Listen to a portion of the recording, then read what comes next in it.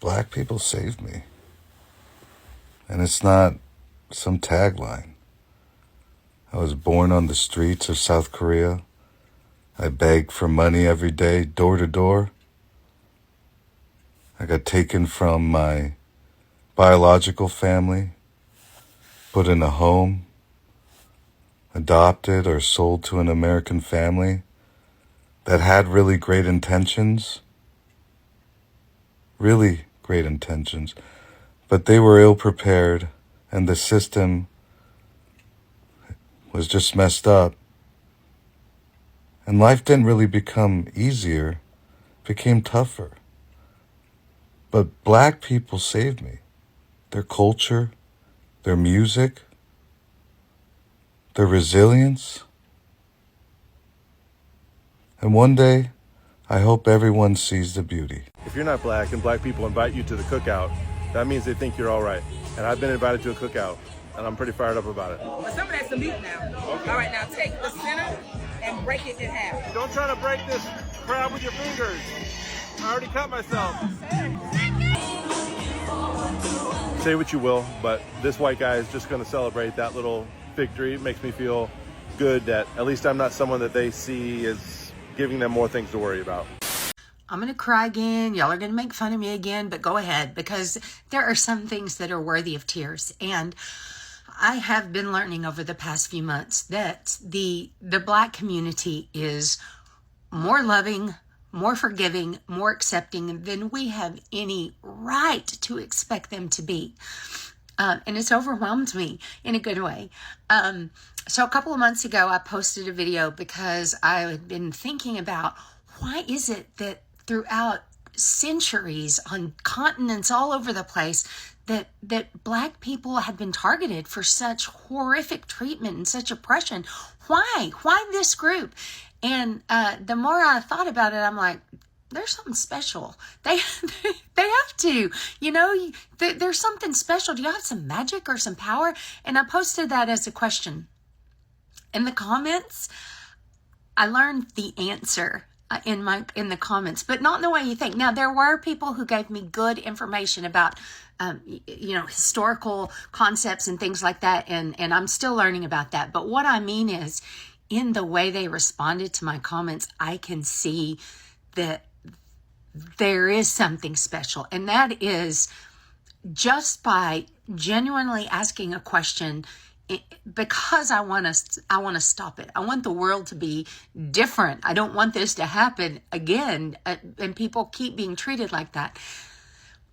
The vast majority of the black people who commented on my video were so like, we love you, sis. Here's what you need to know. Or, just for asking the question, we love you and we accept you. And I'm like, I got mad at somebody at the HEB for cutting in front of the line of me. And you can forgive, a whole race of people when we come to you and say, we're sorry and we want to learn. That level of love and acceptance and forgiveness is really jaw-dropping. Please don't get at me for saying this. But no compliment in this world hits like a compliment from a black girl. Here's the truth about white girls. They lie. They love to lie. You could be looking super rough and you'll be like, do I look okay? And they'll be like, oh yeah, you look so good. One thing about my black friends, they are not going to lie. They're not going to lie. If I look bad, they're going to tell me I look bad. If I have an outfit on, they don't like it, they're going to tell me. So I know when they tell me I look good, there's nothing better in the world. Nothing better in the world, and you can't convince me otherwise. So this is probably going to be very controversial. I feel more safe in a space shared with black men than I feel very unsafe in a space shared by white men. Now, before y'all get your panties in a wad and get all pissed off about this, when I am surrounded by a bunch of white men, I'm constantly looking around. I have no fear in a room full of black men. The reason why: when I go to the movies, I don't worry that a black man's gonna up the movie theater. When I go to my church, I don't worry that a black man's gonna the church. When I go to the mall, I don't worry that a black man's gonna the mall. When I go to my children's school, I don't worry that a black man's gonna the school. Black men will target 1 or 2 or 3 individuals. White men will go schools, movie theaters, churches, your grocery store. So before you say that you're worried about being surrounded by black men, you better think about that. We're always welcoming. So it was nice to be. And that's our problem. Yeah. There it is. Well, That's why I mean the situation. was, talk about it. that's that lumpkin. That's that lumpkin in them. We're too welcoming. Yeah. We're too welcoming. No, but that's We're too empathetic. Black folks, I recently came to the very strong opinion that we share way too much on these apps. Yes, personally, but I also mean culturally. Like, there used to be a time that in order to even know the lingo of a particular place or know the dances of that place, know the music of that place, you had to actually go to that place. And now, because of how much we share, people got access to us in ways that they never did. Like, it ain't no reason for me to be watching TV and I see a white person from Oregon who's speaking our lingo, doing our dances, as if they've been around black folks their whole life, and low-key they ain't never been around black folks. I know some of y'all probably gonna be thinking like, oh, it's okay, like we should all be able to share in each other's culture and appreciate each other's culture, but the whole time, no. Culture is sacred. We sacred. And we just giving it away for free. Everybody got access to it. Everybody can impersonate us. That's not the way it should be. How we speak, how we dance, how we move through this world, it's a language. And if everybody's speaking it, we not gonna have nothing to ourselves. As much as I love me a little dance tutorial, I don't think we need to be giving them all our secret codes. I pray to God that this does not come off as offensive to anybody, because I mean this with the utmost love and respect from the bottom of my whole entire heart. But when a black woman calls me baby, there is so much. What kind of magic are you putting in there? Because that shit hits harder than crack. Every single time, every encounter in my life that I have had with a black woman where she calls me baby, I have never felt more loved and supported in my entire life. I feel almost imprinted on. Like, are you my mother? I will go to the ends of the earth for that woman. Okay, ride or die, because it may have just been a very quick one-time encounter for her, but for me, you don't understand. We're like this. How, call me, beat me if you gotta reach me, because I will do whatever. How can I be of service? Mexican women, I want to know this. When y'all out partying or whatever, do y'all feel safe with black women? I want to know that. So I am half white and half Mexican. Most of my friends throughout the years have been black women. Both of my best friends I've had in my life were both black women. And let me just say, I love y'all. So I grew up with my mom's side of the family because my dad left when I was 1. So growing up with an all-white family, and I'm visibly very different, was really difficult for me growing up. Extremely difficult. Now, my family had a lot of animosity towards my father for leaving, but the way that they talked about Mexican people always made me feel very ashamed to be Mexican in general. And then in school, it was like I wasn't white enough for the white kids.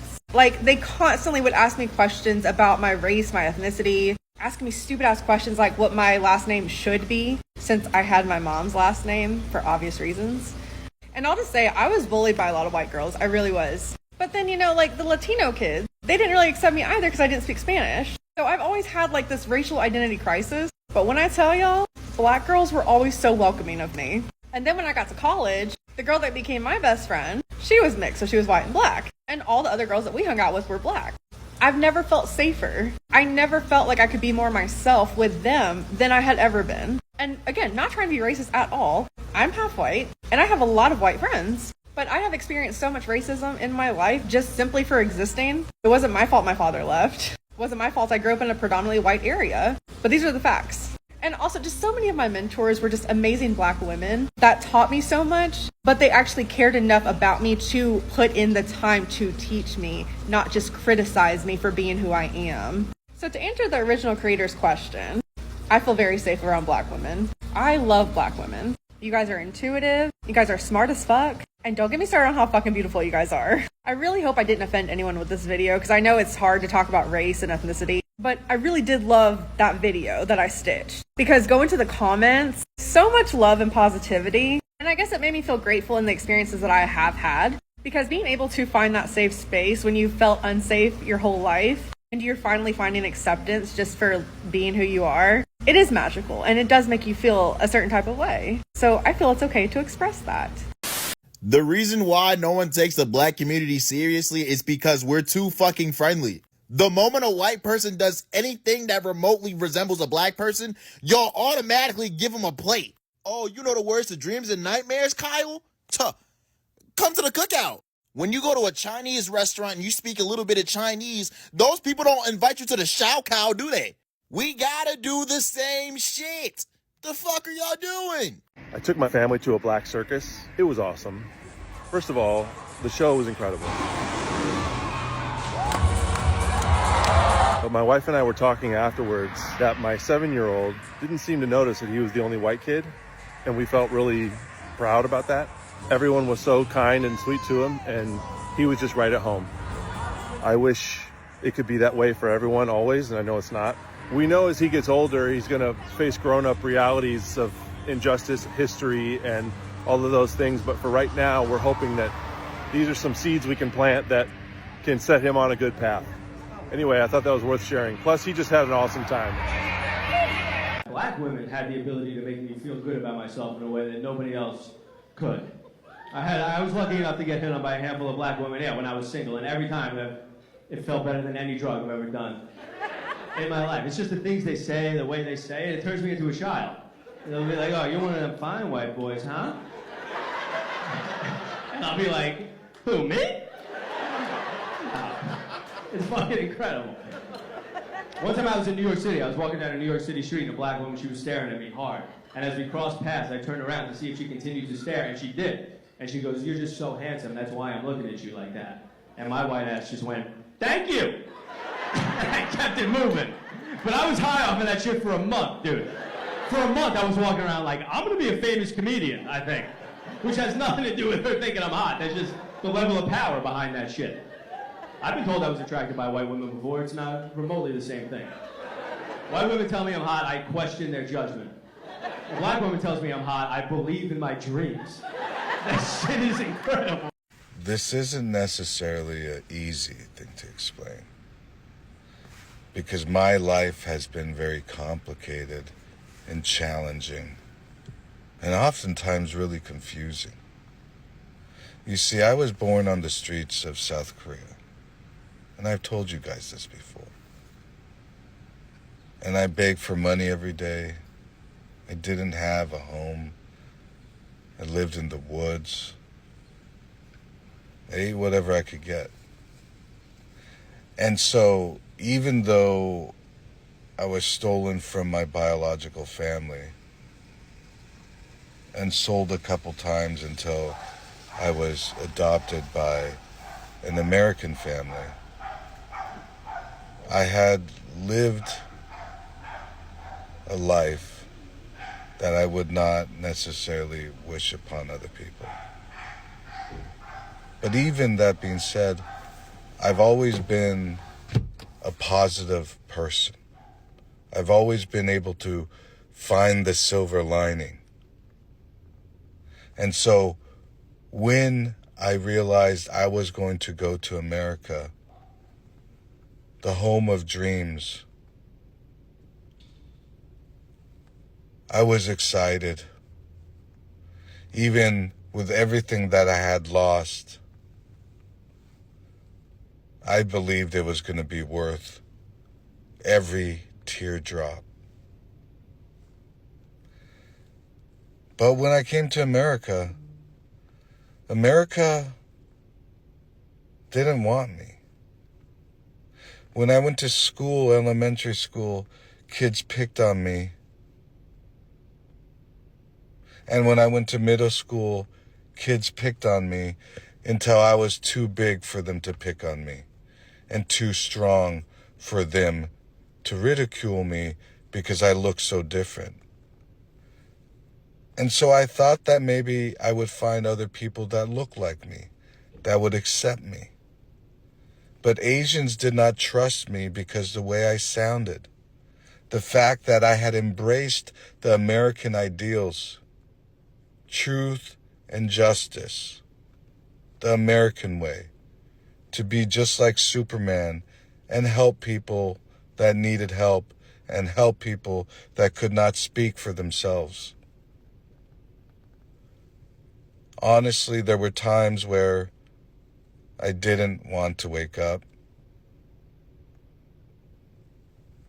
But the people that accepted me were not the people that I had ever known. My first best friend was a little black girl when I was a little kid in Anchorage, Alaska. Their family accepted me with open arms because they too had experienced what I had experienced, but for the longevity of their history. I loved rock music when I was a kid because that's what I mostly heard from my adopted family. But when I got a little bit older, I heard the message of NWA. I saw what they were fighting for. I fell in love with the music from Belle Biv DeVoe because it showed me a side of me that I didn't know existed. When I watched black people struggle just to be heard, just to be acknowledged as humans, I realized that I was one of them. I was one of millions of people that have suffered and endured exorbitant amounts of hate and pain. To wake up every day and thank God for what they have. That is strength. That is character.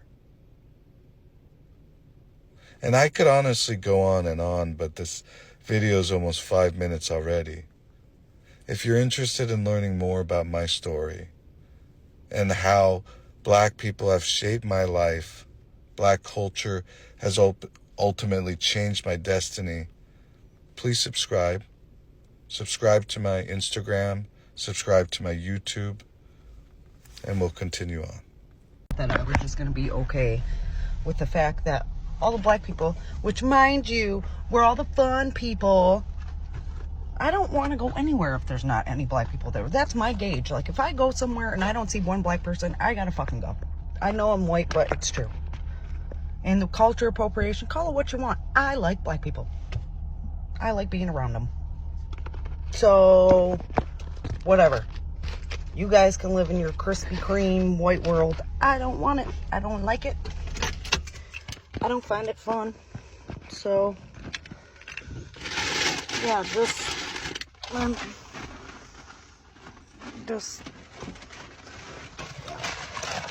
me getting all my fast food carcasses out of the car.